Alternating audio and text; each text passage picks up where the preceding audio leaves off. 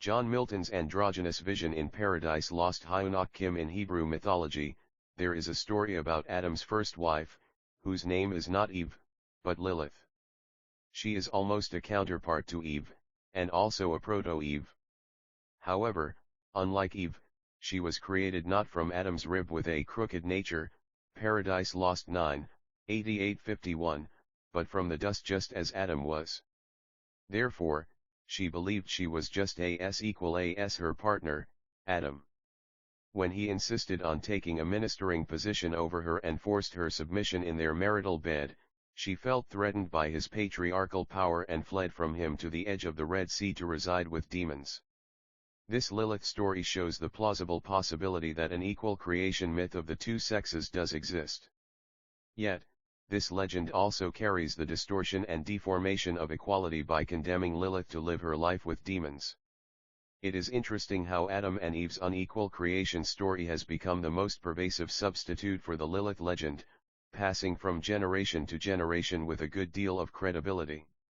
In this sense, the history of the oppression of women began long before the history of the patriarchal system, the underlying political base of our society. In order to maintain society's ideological paradigm, it was necessary for the ruling class to create a religion that would be most supportive to its ideology. In this respect, we can see the Bible as a creative product of political demand as well as the humanistic desire to provide a story about the origin of human beings. Without combining this human need with politics, it would not have been possible for the Bible to achieve the enormous support of generations throughout its history. Therefore, the history of the Bible and its hermeneutic tradition governs the whole cultural history of the Western world. 1. All quotations of Milton's Paradise Lost are F.O.M. John Milton, Complete Poems and Major Prose, Merritt Y. Hughes ed. New York, Macmillan, 1957. 42. Hyunok Kim. In 1674, when John Milton published his revised second edition of Paradise Lost, it was a period when Christianity was integral to the existing patriarchal cultural tradition. Therefore, this patriarchal and its product text have subordinated, imprisoned, and suppressed women in an unconscious way, if not a conscious one. Milton's Paradise Lost, which inherited the patriarchal tradition, includes a considerable amount of stereotypical images of the subordinated woman. Thus, if we understand Milton's attitude toward women only through its literally overt message, we may say that he manipulated the image of woman by the process of presenting, disguising, and reinforcing his inventive and imaginative female virtues, such as submissiveness, subjectiveness, subordination, obsequiousness, and total obedience. Before we reach this point, however, we should carefully consider the literary tradition Milton inherited when he chose to rewrite the Bible story in Paradise Lost, for if Milton simply inherits and endorses the authoritative biblical tradition, why did he feel the need to revise and rewrite the Bible? In this paper, I will use the Neoplatonic idea of androgynous vision in order to discuss Milton's idea about woman, as reflected in his masterpiece Paradise Lost, 1674. The women issue in Milton's writing has led to a very controversial critical debate between various feminist readings, especially during last 3 decades. On the one hand, Milton has been treated as a stereotypical misogynist throughout the 1970s, culminating with Sandra Gilbert's convincing and illuminating book, The Madwoman I and the Attic, 1979. The late 1980s feminists, on the other hand, see Milton's writing from a different angle, and begin even to call him Feminist Milton, Whitwright 9. In what sense Milton can be called both a misogynist and a feminist at the same time will be discussed first. Since this issue cannot be discussed separate from Milton's political stance, I'll also consider Milton's conception of an ideal woman and the ideal relationship between man and woman. In order to examine Milton's idea of woman as represented mainly by his literary treatment of Eve, I want to look closely at Milton's recurring emphasis of an androgynous vision through which he evaluates and liberates womankind from patriarchal doctrine. With this study, I hope to reshape and re-emancipate Milton's true image of Eve which, I believe, has been distorted, and John Milton's androgynous vision in Paradise Lost 43 deformed by both feminists and male-oriented interpretations and misreadings. The first wave of feminist criticism on Milton points out that his shaping of female imagery and characterization in Paradise Lost justifies his own patriarchal argument. By concretely visualizing the ideal relationship between man and woman, Milton provides an imaginary relationship of individuals to whatever their real conditions of existence is. Modern readers, who read Milton's Paradise Lost in a gender-conscious way, can scarcely be unaware of Milton's patriarchal rendering of the Adam and Eve story, for nothing lovelier can be found in woman, than to study household good, and good works in her husband to promote. E2, 32-4, this is, of course, perfectly orthodox in the 17th century and interestingly, still believed by many men and women. Sandra Gilbert asserts that Paradise Lost must have seemed even in the 18th and 19th centuries to illustrate the historical disposition and degradation of the female principle, 1978:374.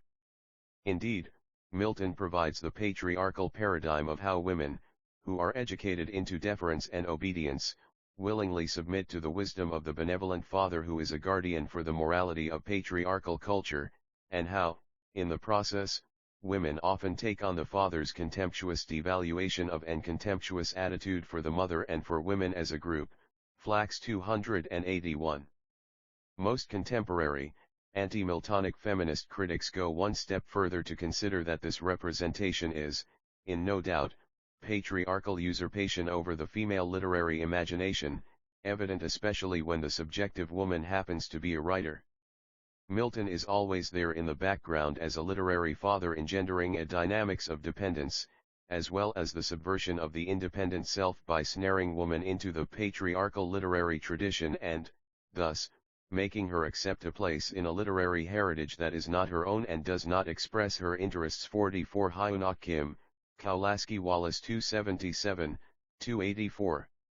Thus, a woman writer's self-contemplation, authored by male god and engendered by a godlike male, begins with a searching glance into the mirror of the male-inscribed literary text, Gilbert 15. Unfortunately, what she sees in the mirror is an unbearably distorted and deformed image, which is defined by the other sex and not by their own. How distorted and deformed is her identity?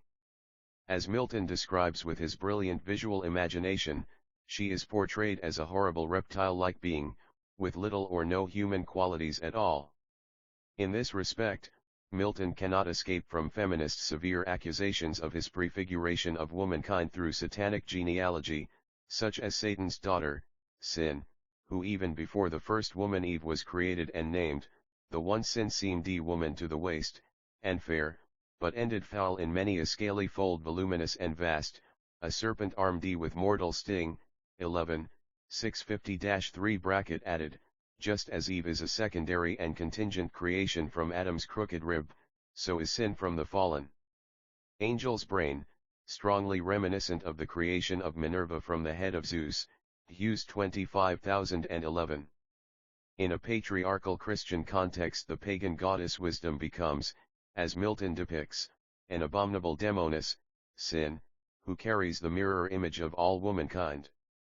Therefore, Eve, Sin's double figure, is inevitably called as a fair defect / of nature, X, 892-3. Even before Eve's fall, Sin pre-performs her analogous disobedience of opening the gates of hell to let the first cause of evil loose into the world. Like Eve and Satan, Sin wants to be one of the gods reigning in a new world of light and bliss. 11, 867. Just like Eve, she pledges Satan with allegiance and shows her obsequiousness and obedience. Thou art my father, thou my author, thou my being, gavest me, whom should I obey / but thee, whom follow. 11, 864-6. Obviously Milton represents Sin as a prefigured and prefixed image of woman, a step toward the creation of Eve.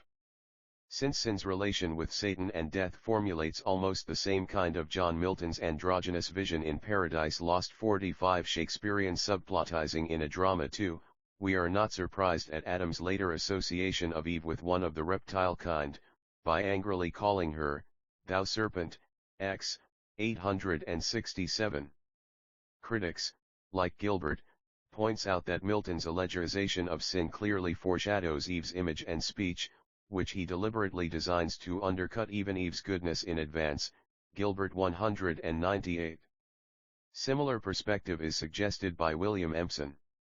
He illustrates closely how Eve is portrayed as the forbidden tree from her first appearance, she as a veil down to the slender waist, her unadorned golden tresses wore disheveled, but in wanton ringlets waved as the wine curls her tendrils, which imply subjection but require with gentle sway, and by her yielded, by him best received yielded with coy submission, modest pride, and sweet reluctant amorous delay.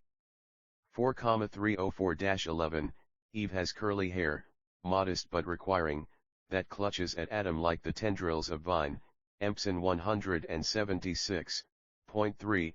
Another bitter observation on Milton's treatment of woman is in Northrop Frye's discussion of Blake's view of Milton. Frye asserts that Milton never sees beyond the sinister aspect of female will, and that his vision of woman takes in only the hostility and fear which it is quite right to assume toward the temptress, but which is by no means the only way in which women can be visualized. Frye 352. Although some readers may miss what Empson and Frye see in Milton's two, the negative trinity of Satan, sin, and death parodies the holy trinity of God, Christ, and the Holy Ghost. In Paradise Lost, while Adam seems to participate in the patriarchal trinity along with God and Christ, Eve seems unsettled as to where she fits in. 3. Empson delves more deeply into the metaphorical level.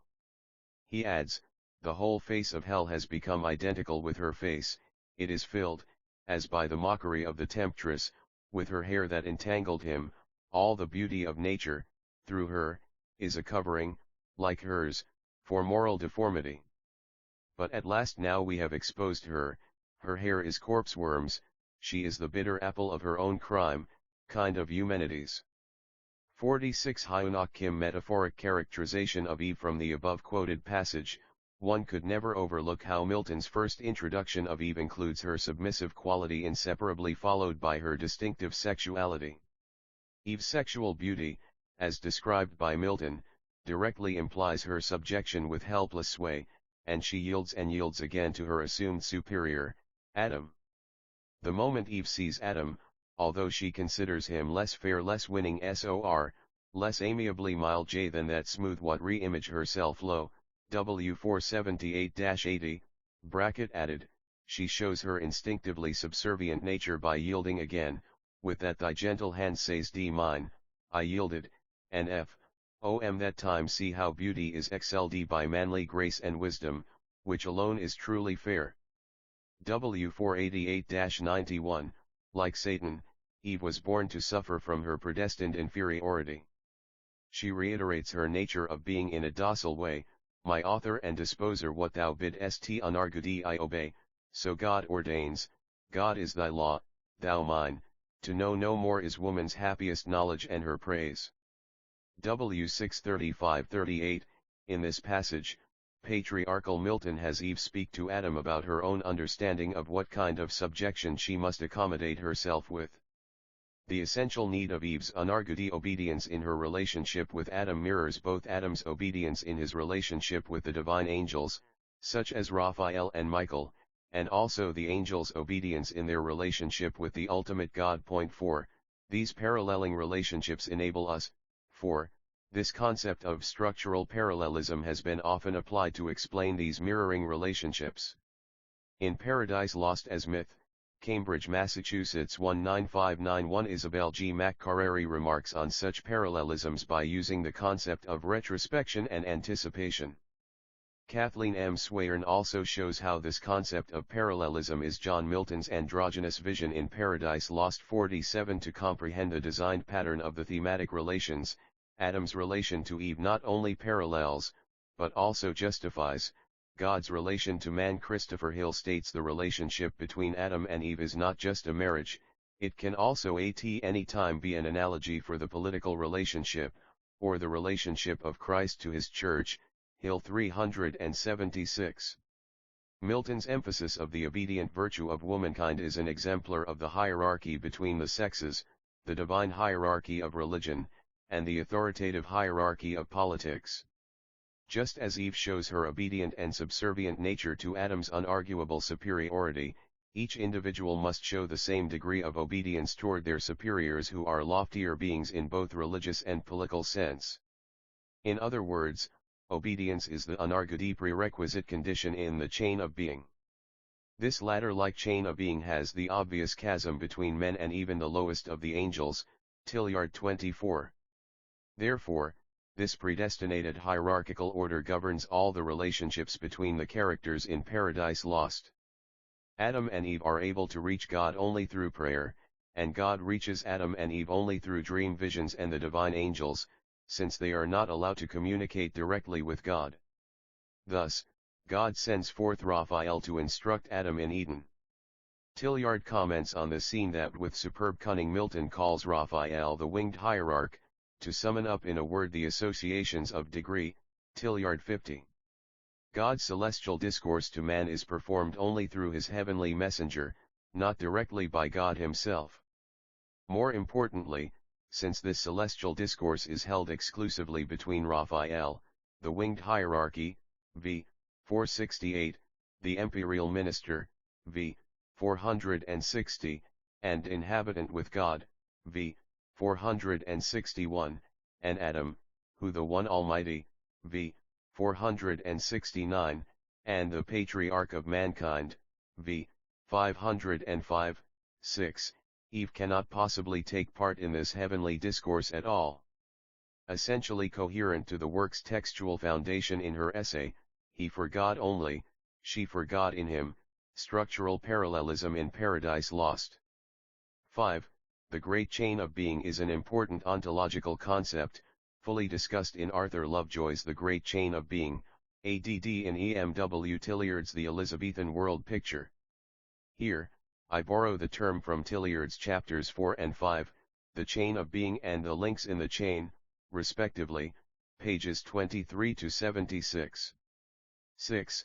Interestingly enough, Milton calls Raphael and Adam those authoritative names, 48 Vanakim. Interestingly, much later on, when Raphael departs from Adam, Milton describes Eve's almost predetermined earlier retreat with considerable tactfulness, yet went she not, as not with such discourse delighted, or not capable her ear of what was high, such pleasure she reserved.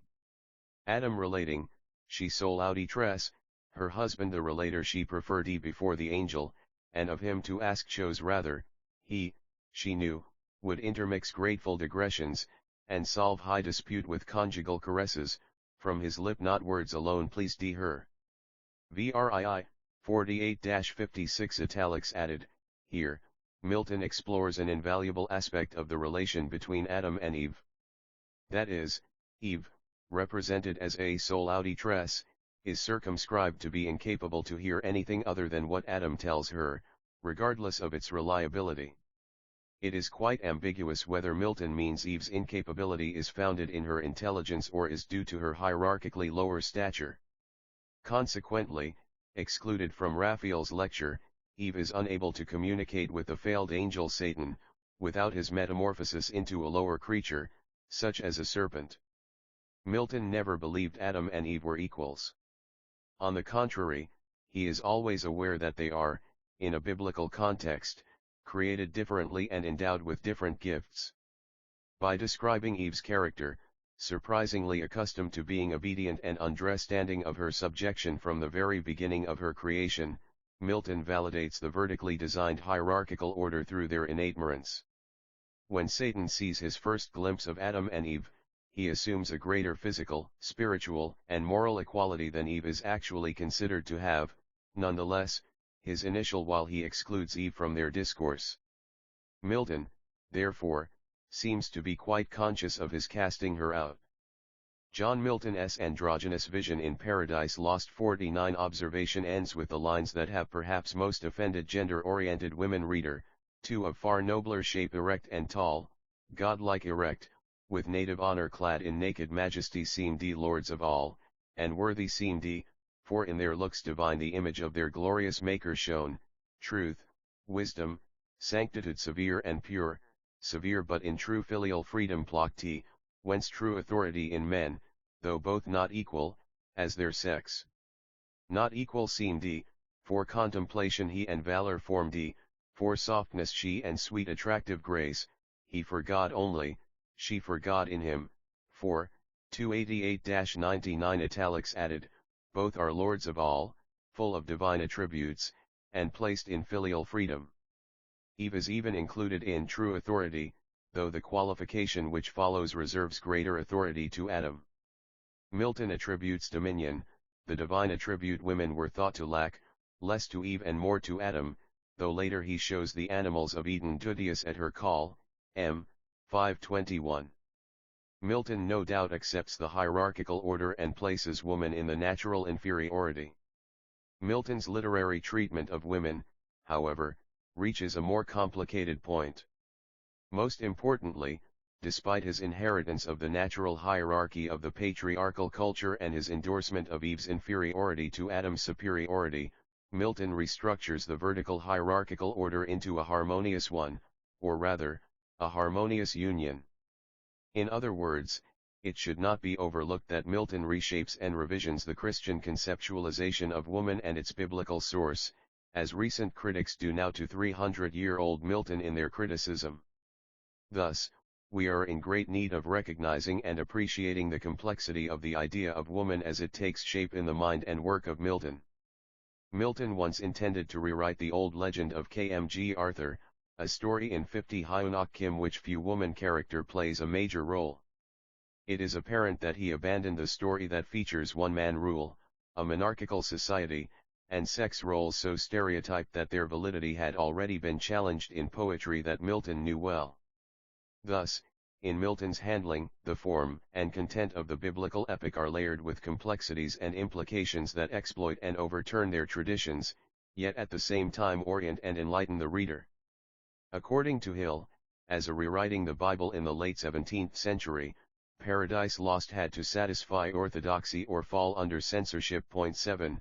In other words, what Milton really intended to express must have been disguised by what his own contemporary political and social situation demanded of him. In the same context, Joan Mallory Webber considers Paradise Lost takes every advantage of its complex tradition's capacity to appear to be doing one thing while actually achieving something else. 7. In THS sense, recent Milton critics find the enabling loophole through which Milton can be saved from anti-Miltonists' accusations of him as both a misogynist and a patriarch. It is true that Milton, as Gilbert notes, summarizes the patriarchal literary tradition in face value in Paradise Lost. However, Milton, by emphasizing the external authority of the Bible, always supports the inner promptings of the human spirit and the Puritan idea that the individual conscience is more trustworthy than any reigning monarch. In this respect, Milton's political faith and intention are obviously reflected in Paradise Lost. The revolutionary poet, at the time of the failure of the revolution, emphasizes the necessary spiritual shift in every individual. He accentuates that the true heroism requires solitary patience and martyrdom, and that no reigning monarch, no one leader or party can be trusted except the just, self-knowing solitary, as shown in the individual Abdiel's heroic confrontation against multitudinous evil. Certainly, this conviction appeals to men and women who consider themselves victimized from their society culturally and/or politically. It contains suggestive, enlightening meaning, especially to women who have been unarguably yielding, excluded, isolated, and discriminated. In this sense, 7. On the problem of censorship, Christopher Hill comments substantially in Milton and the English Revolution, chapter 29, Paradise Lost. John Milton's androgynous vision in Paradise Lost. 51. We may well consider Paradise Lost, with considerable hyperbole, Milton's vindication of the rights of woman, the feminist tract of the late 17th century English Revolution period.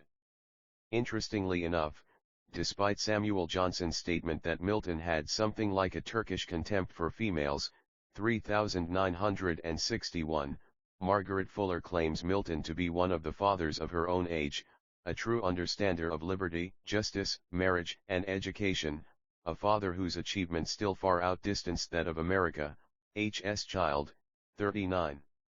Milton, like Spencer, certainly establishes the epic tradition in which the active heroic role is shared equally between the sexes, Weber 12. In this respect, Eve can no longer be considered as an object of Milton's patriarchal imagination. On the contrary, she becomes the image of a genuine female subjectivity, not created but recognized by a progressive, liberal Milton. His epic represents Adam and Eve as free in both electing marriage and continuing to love each other. In Eve, Milton gives poetic expression to the new and improved position of woman in Puritan marriage. Since Adam realizes his own deficiency, which in God he cannot find, he asks God for fellowship, fit to participate one all rational delight, 8, 389-91. He expresses his need for an equal partner, among unequal 5 what society can sort, what harmony or true delight, which must be mutual, in proportion do give n and receive d. Of fellowship I speak such as I seek fit to participate all rational delight.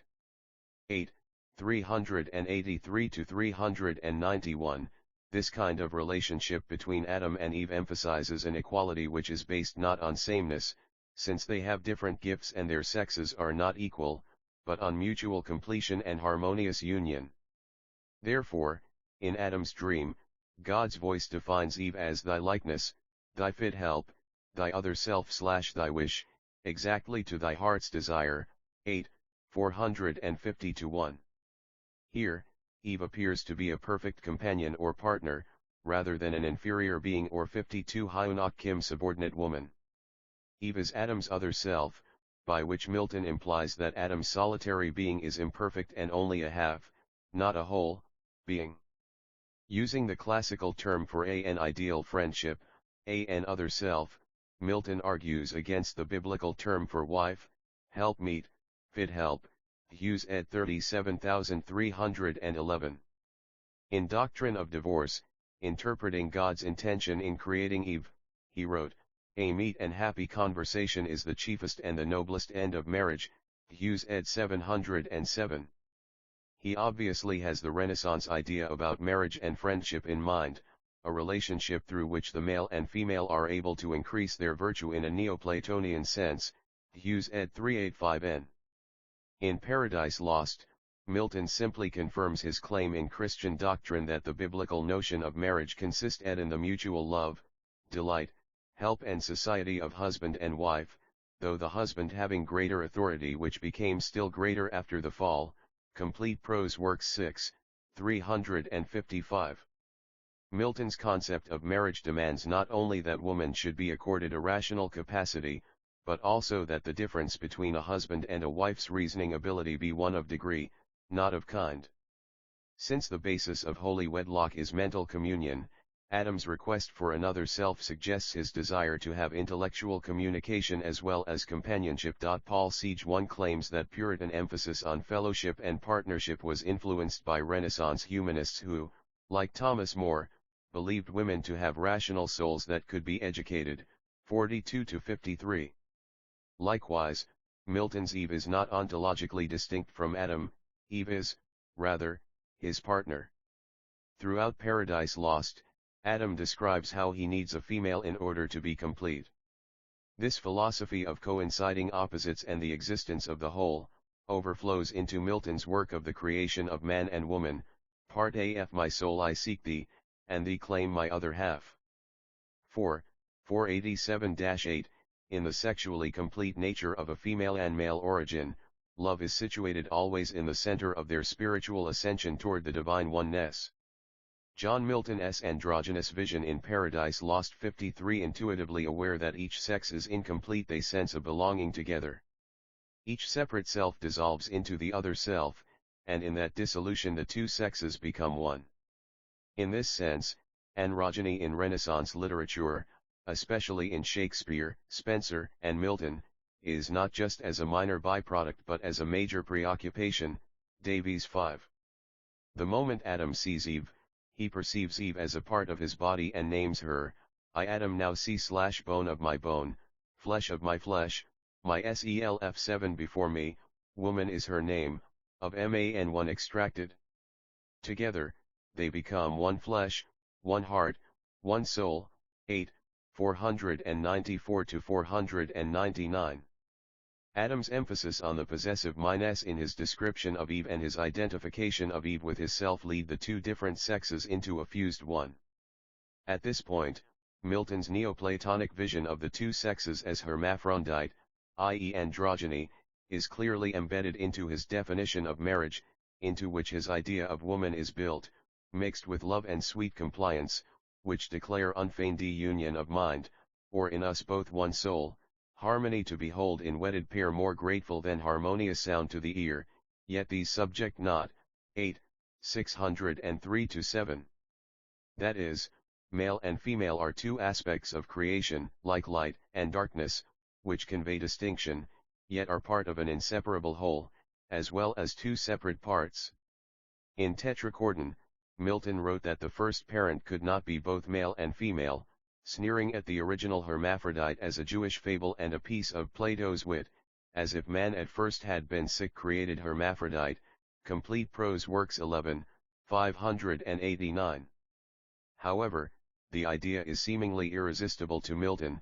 In Paradise Lost, he depicts the image of the hermaphrodite with a vision of wholeness composed of a twofold nature, male and female. He knows the mystical Renaissance philosophies which offer a unique and coherent story of the first androgynous being. The story of the first human I-54 Hyunak Kim II being who is both male and female is as old as Plato's Symposium. In fact, some Judeo-Christian traditions include this myth as a minor report on the early chapters of Genesis. The first human, Adam, is made in the image of God, who is pure reason and pure spirit. Thus, Adam is also reason and spirit. He is basically masculine reason which has controlled and subsumed that female element most often defined as the emotions. In other words, Genesis was written with the desire to illuminate Christianity with an absorbing androgynous philosophy and also with the need to Christianize the pagan myth. Eve is undoubtedly created chronologically later than Adam in order to complete Adam as an equal as God. Since Eve fully takes part in the image of God, her feminine element is a necessary and subsumed part of Adam and represents the different quality needed to complete the wholeness, i.e. oneness. Milton's universe, which displays the Platonic vision of the whole in the part and the part in the whole, reflects the androgynous fertility in the relationship between the poet and the muse, and in the love bond between Adam and Eve. Father Son and Mother Earth are celebrated as desiring one another, with the secret art of unrejalen contraries. Milton never polarizes male solar light and female lunar light into units of solitary opposition, but has them communicate back and forth, desiring return to unity. Raphael teaches Adam, "Thou wilt descry communicating male and female light, WHLCH two great sexes animate the world." 8, 149 to 51, the male and female sexes, shown, in great degree, both in their natural communication light, constitute the universe and the fabric of the poem. Although its characters and its bar and sea voices are sexually distinct, the poem is androgynous. In this sense, Milton's androgynous vision can be considered to be a male attempt to appropriate a godlike creative power for himself, by containing the female creative and reproductive function in society. Milton's Eve, in other words, revives, recognizes and affis the feminine within the John Milton's androgynous vision in Paradise Lost 55 poet's own nature. For Milton, she is the only source that can restore a sense of completeness to Adam, through the marriage of the twinned halves of a single being, similar to the relationships of Psyche and Eros, and of the poet and the muse. 8, the poet's invocations of the muse repeat the sexual harmonies of Adam and Eve. Just as Eve's creation remedies Adam's single imperfection, 8, 423, the muse rescues the poet from solitude. He is not alone, he says in the invocation to Book 7, while thou visit st my slumbers nightly, 7, 289. More significantly, the female goddess brings her celestial light, 111, 51, to the blind poet. In other words, the transcendental intensities of the female spirit lead the blind poet to see the celestial world that he and the others could not perceive with mortal sight, so much the rather thou celestial light shine inward, and the mind through all her powers irradiate, their plant eyes, all mist from thence purge and disperse, that I may see and tell of things invisible to mortal sight. 111, 51-5, by incorporating the female muse into the prior, higher, and more inclusive person of the male spirit, the harmonies of the invocations enable to reformulate the terms of transcendence. The invocation of Urania in Book 7 suggests how this new form of transcendence resolves: thou with eternal wisdom didst converse, wisdom thy sister, and with her didst play in presence of th Almighty Father. 7, 9-11, here again, Milton depicts the two female celestial spirits being subsumed into their father. Janet Hawley argues that Milton strives for poetic aid. Milton's muse, Urania, signifies a source of his poetic inspiration with feminine sexuality. 56-0 Hyunok Kim transcendence as a strategy for evading dangers imposed by the female figure, 248. By pointing out the association of the textuality and the female powers, she concludes that Urania, Eve, the female figure, must participate in this text, as a harmonic other half whose meaning originates in male intention, 250-1. These constant recurring images of harmonious fusion, initiated by imperfect male, make us acknowledge the primarily androgynous nature of male and female's ontological relationship. In other words, Adam and Eve are represented as an ontological unit as well as two separate individuals with constant and dynamic interchange.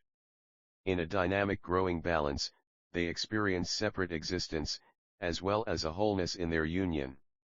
After their union, it is Eve who begins to test her judgment and thought with the potential power of growth. With the exception of Diane Macaulay, most critics ignore Eve's growth from inexperience to independent decisions based on experiential thought. In Book M, she experiences growing up pains from the unexperienced thought, M. 457, to the yearning for her independence from loftier beings. She persistently speculates and asks about her and Adam's precarious living situation, which is constantly threatened by a foe. She longs to be strong enough to stand alone, as one who loves and some unkindness meets, if this be our condition, thus to dwell in narrow circuit straight and by a foe, subtle or violent, we not in duty single with like defense, wherever met, how are we happy, still in fear of harm. 9,322-26, whereas our patriarch of mankind accommodates himself within the given realm of fear of harm without realizing his limited circumstances of existence, the daughter of God and man conceives intuitively the frail nature of their imperfect state and continues to ask, what is faith, love, virtue unisadl alone, without exterior help sustained? M. 336-7. Adam's reply to her clearly echoes God's discourse on free will uttered in heaven. John Milton's androgynous vision in Paradise Lost 57, 111, 80-134, Tilliard 254. God left free the will, for what obeys reason, is free, and reason he made right, but bid her will beware, and still erect, lest by some fair appearing good surprise she dictate false, and misinform the will to do what God expressly hath forbid. M. 351-356, the conflict between Eve's discontent with her subservient position and Adam's unquestioning obedience nearly replays the pre-performed argument between Satan's rebellious desire for freedom and Abdiel's sense of servitude in Book 6. However, the two conflicting forces in each pair of individuals are complementary parts of a whole ontological unit. After Eve yields to Satan's ambitious and aspirational temptation, she suffers from her psychological detachment from Adam and whether she must share her experience with her other half, Adam, or keep it to herself. But keep the odds of knowledge in my power without co-partner.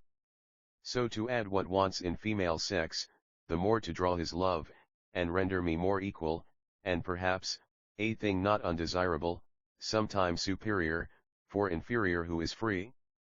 M.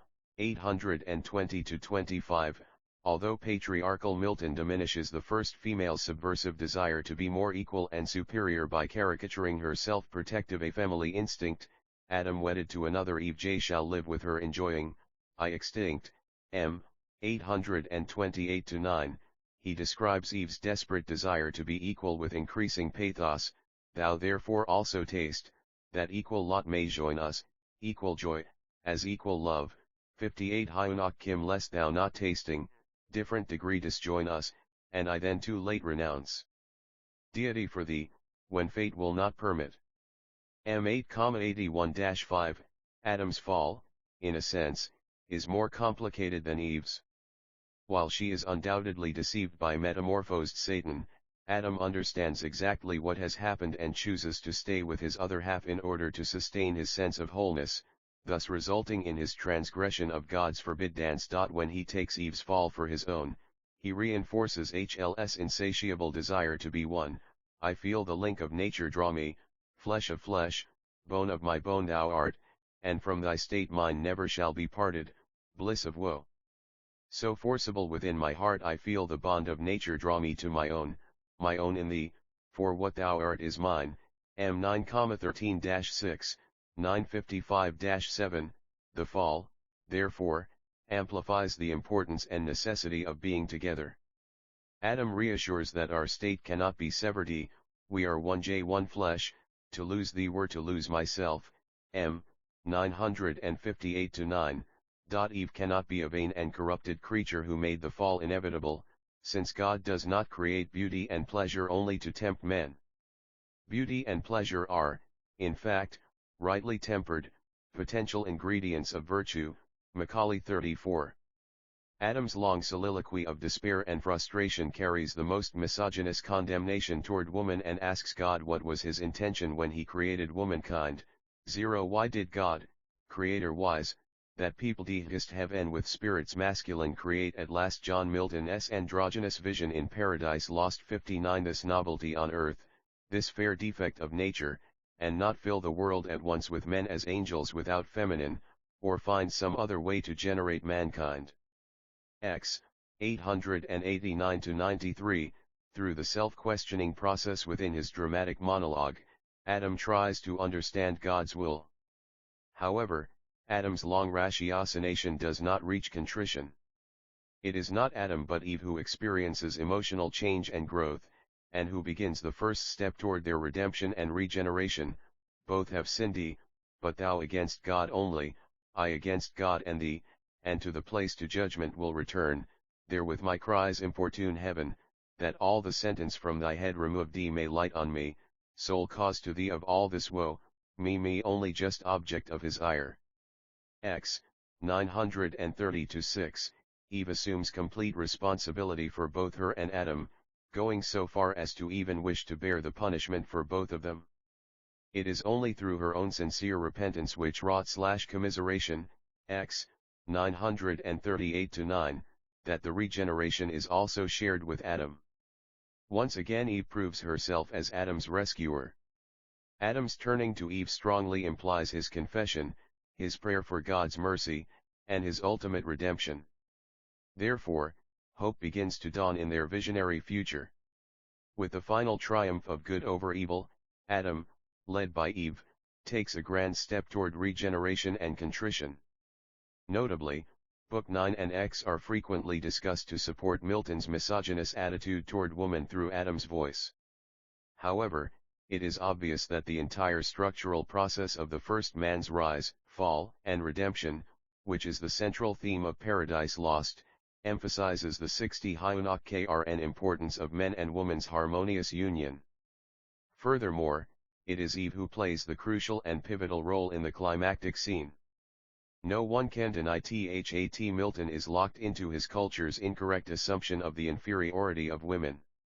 However, Milton's Eve in Paradise Lost has been a source of vigorous controversy.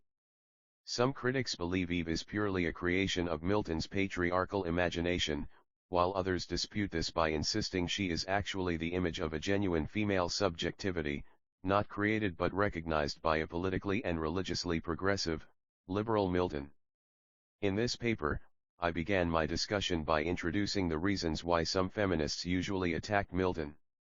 That is, Milton has been considered to be a stereotypical patriarchal writer who creates his great canonical achievement through a horrible distortion of woman's image. Such feminists argue, moreover, that Milton describes Eve as instinctively obedient and submissive, and that he perfectly understands and unarguably accepts her inferiority in this prelapsarian stage. However, as I have pointed out, those critics largely miss the point that Milton, whose literary inheritance was helplessly patriarchal, actually helps awaken a suppressed group of readers by emphasizing Eve's invaluable spiritual shift through suffering and patience. Therefore, more recent feminists try to revise the characteristic opinion of Milton as a misogynist by pointing out that the male-female relationship is undoubtedly depicted as a reciprocal communion. As discussed, Milton accepts the Neoplatonic idea of man and woman and uses it to create the two separate sexes within his androgynous vision. In Paradise Lost, unlike other epic poems, Milton places the first woman Eve in a heroic role at the center of the most crucial scene of the entire story. Furthermore, Eve plays a necessary though subsumed part of Adam, and represents a complementary quality needed to complete the whole. Th's single ontological concept reinforces the sense of Adam and Eve's inseparable oneness, as they experience the fall and march toward the redemption. Certainly, Milton never considered Eve to be superior to Adam, though the possibility of her equality with Adam has been questioned. In Paradise Lost, John Milton's androgynous vision in Paradise Lost 61 by redefining the ideal relationship of Adam and Eve as co-partners equal yet different, Milton reshapes the image of woman through his rewriting of the Bible with his androgynous vision. Bibliography. Primary reading, John Milton. John Milton, Complete Poems and Major Prose. Merritt Y. Hughes ed. New York, Macmillan, 1957. Complete Prose Works of John Milton. 8 volumes. Don M. Wolfe, General ed. New Haven, Yale Up, 1953–1982. Secondary reading, Davies, Stevie. Images of Kingship I and Paradise Lost. Columbia, U. of Missouri P. 1983. Empson, William. Milton's God. Revelation ed. London, Chatto and Windus, 1965. Fish, Stanley E. Surprised by Sin, The Reader in Paradise Lost. New York, St. Martin's, 1967. Fry, Northrop. The Return of Eden, 5 Essays on Milton's Epics. Toronto. 1965. Gilbert, Sandra M. Patriarchal Poetry and Women Readers, Reflections on Milton's Bogey. PMLA 93, 1978, 368–82. And Susan Goober. The Mad Woman in the Attic, The Woman Writer and the 19th Century Literary Imagination. New Haven, Yale Up, 1988. Hill, Christopher. Milton and the English Revolution. London, Faber, 1977. Johnson, Samuel. Samuel Johnson, Selected Poetry and Prose. Ed. By Frank Brady and W. K. Wimsett. Berkeley and Los Angeles, U of California P. 1977. Lwowski, Barbara K. Milton on Women Yet Once More.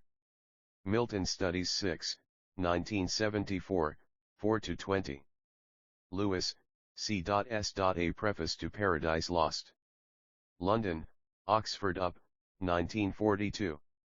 McCaffrey, Isabel Gamble, Paradise Lost as Myth. Cambridge, Massachusetts, 62. Hyunok Kim Harvard Up, 1959. Martz, Louis L., ed. Milton, A Collection of Critical Essays. Englewood Cliffs N.J., Prentice Hall Incorporated, 1966. Macaulay, Diane K. Milton's Eve. Urbana, U of Illinois P. 1983. Summers, Joseph H. The Muses Method, An Introduction to Paradise Lost. New York, 1962. Swaim, Kathleen M. He forgot only, she forgot in him, structural parallelism in Paradise Lost. Milton Studies 9, 1976, 121-49. Tillyard, EMW Studies on Milton. Revelation ed. London, Chatto and Windus, 1966. Weber, Joan Mallory. The Politics of Poetry, Feminism and Paradise Lost. Milton Studies 14, 1980, 3-24. Whitreich, Joseph. Feminist Milton. Ithaca, New York Cornell Up, 1987.